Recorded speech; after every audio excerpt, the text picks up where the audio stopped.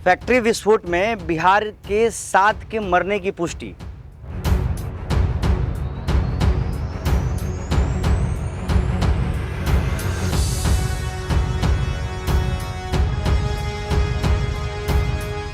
नमस्कार, प्रणाम। मैं शुभम सिंह और आप सभी देखना शुरू कर चुके हैं देखिए टॉक्स।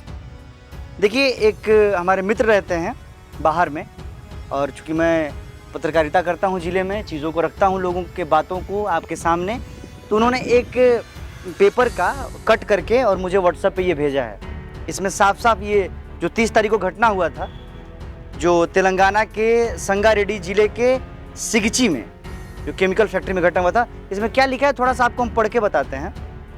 तेलंगाना के संगारेड्डी जिले के सिगची केमिकल फैक्ट्री में 30 जून को हुए विस्फोट में अब तक बिहार के 7 लोगों की मौत की पुष्टि हुई है। वहीं 2 अन्य मृतकों की डीएनए जांच रिपोर्ट अभी नहीं आई है। बिहार से श्रम संसाधन विभाग की टीम वहां कैंप कर रही है। वहीं विभाग के सचिव दीपक आनंद निरंतर टीम से बात कर रहे हैं और पीड़ितों तक सहायता पहुंचाने को लेकर उन्हें दिशा निर्देश दे रहे हैं। आगे सुनिएगा। तेलंगाना की टीम ने विभाग को सूचना दी है कि 7 के अलावा बिहार के और 2 लोगों के इस घटना में मरने की आशंका भी है। हालांकि इन दोनों की जांच रिपोर्ट आने के बाद ही इसकी पुष्टि की जा सकेगी कि यहाँ के थे या नहीं थे, मतलब कहाँ के थे ये पता चल सकेगा। मालूम हो कि इस घटना में 15 घायल लोगों की, मतलब जो लोग इस घटना में 15 घायल लोग हुए हैं, वहां के अस्पताल में इलाज चल रहा है इन लोगों का, और इन 15 में से 7 की अस्पताल से छुट्टी कर दी गई है, चूंकि ठीक हो गए हैं, ये सभी स्वस्थ हो गए हैं।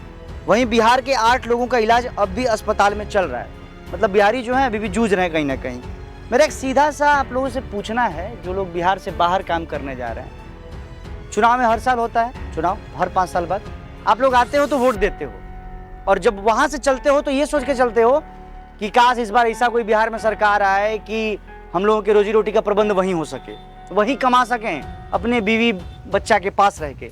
लेकिन नहीं, जब तुम यहाँ आते हो तो नेता तुमको दारू, मुर्गा, पैसा, समरसेबुल, मोटरसाइकिल, साइकिल, तमाम तरह का लालच प्रलोभन देके वोट अपने पक्ष में करवा लेते हैं, और तुम लोग इतने मूर्ख और इतने विशुद्ध किस्म के वो हो कि दे भी देते हो, और फिर झोरिया उठाते हो, फिर 500 मजदूरी करने के लिए वहीं चले जाते हो। तो यही हाल होगा ना हमारे तुम्हारे साथ, जब तुम यहाँ पे आके अपना दबाव बना ही नहीं सकते हो अपने नेताओं पे, अपने जनप्रतिनिधियों पे कि नहीं हमारे लिए क्या किया जाता हम लोग, हम आपको वोट किए, आप जीते, आप 5 साल में 50 पीढ़ी आगे चले गए, आपके परिवार, आपकी जो भी चीजें हैं, आपसे जो लोग जुड़े हुए हैं वो लोग आज के समय से 50 साल आगे हो गए हैं, चाहे वो संसाधन के मामले में, धन दौलत के मामले में, जमीन जायदाद के मामले में, प्रोटोकॉल, व्यवस्था और जान पहचान, सारी चीजें 50 पीढ़ी आराम से बैठ के ठाट से खाएगा। लेकिन फंसता कौन है? हम और आप, जो नेताजी की जय, नेताजी की जय, नेताजी की जय करते रहते हैं। अभी इन सबसे बाहर निकलो और थोड़ा अपने बच्चों के लिए, अपने लिए सोचो, अपने आने वाली पीढ़ियों के लिए सोचो। कल दिन मान लो तुम ठीक है बाहर कमा रहे हो, नो डाउट, आज तुम आफत से जूझ रहे हो, केमिकल कंपनी में विस्फोट हुआ इसलिए ठीक हो जाओगे, आ जाओगे, ठीक है। आने वाले सालों में, कुछ सालों बाद जब तुम्हारी पीढ़ियां आगे बढ़ेंगी तो तुमसे वो लोग पूछेगा ना कि चाचा, बाबा या भैया हमारे लिए क्या किया आप लोग, तो यही बताओगे कि बच्चों हम तोरे खाती कंपनी में जाके बहुत मेहनत कही नहीं, या कमाई नहीं, तो के पढ़ी नहीं लिखाई नहीं। तो मान लो उसी में से कोई ये समझदार लड़का निकला और ये पूछ दिया हो कि जब आप लोग वोट करते थे तो अपने नेताओं से अपने हक की बात क्यों नहीं करते थे।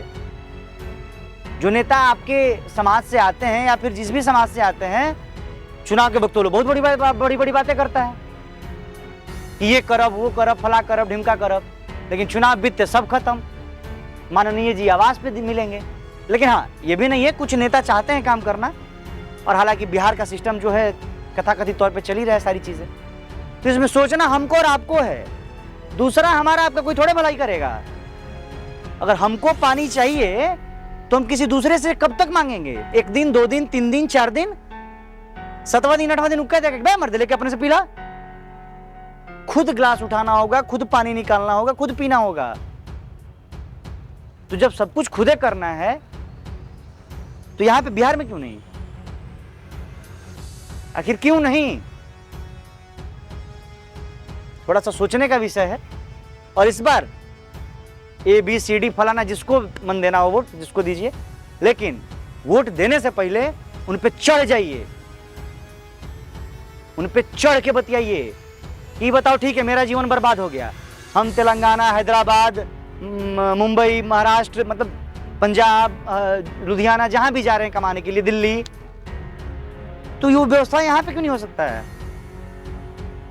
यहां पे क्यों नहीं संसाधन उपलब्ध करा दिया जा रहा है, ताकि वो कंपनियां, ठीक है जो काम हम टेक्सटाइल का कर रहे हैं वहां दूसरे जगह जाके वही यहाँ पे लगे, और हम उसके कारीगर हैं या फिर उसका जानकार हैं हम, या फिर वो काम करना हम जानते हैं, या फिर मजदूरी करना जानते हैं, जिस भी फील्ड में हो, तो यहां रह के क्यों ना करें? थोड़ा सा सोचने का विषय है, सोचिएगा जरूर। बाकी आपकी क्या राय हो वो जरूर दे सकते हैं, नहीं भी दीजिएगा तो कोई दिक्कत नहीं है, क्योंकि आप लोग क्षण भंगुर हैं, क्षणिक चीजों में पड़े रहते हैं, क्षणिक लाभ तुरंत मिल गई, इंस्टेंट, बहुत बढ़िया। दूरदर्शिता नहीं है ना, क्योंकि लॉन्ग टर्म सोचना ही नहीं है कि हम ये आज करेंगे तो 5 साल बाद ये मिलेगा, तुरंत चाहिए, अभी करब अभी फटाक से हाथ में। जैसे मजदूरी है, दिन भर की 8 घंटा, शाम को 300-400 रुपए मिल गए हाथ पे, तो इसे कब तक चलेगा और कैसे चलेगा, ये सोचना आपको है, हम अपना कर रहे हैं। बाकी जो भी प्रतिक्रिया हो आप बता सकते हैं, जो भी आपकी राय हो, या फिर नहीं भी बताना हो तो कोई दिक्कत नहीं है, जोर जबरदस्ती बिल्कुल भी नहीं है। फिर मिलते हैं किसी अन्य वीडियो में अन्य बातों के साथ। धन्यवाद, प्रणाम।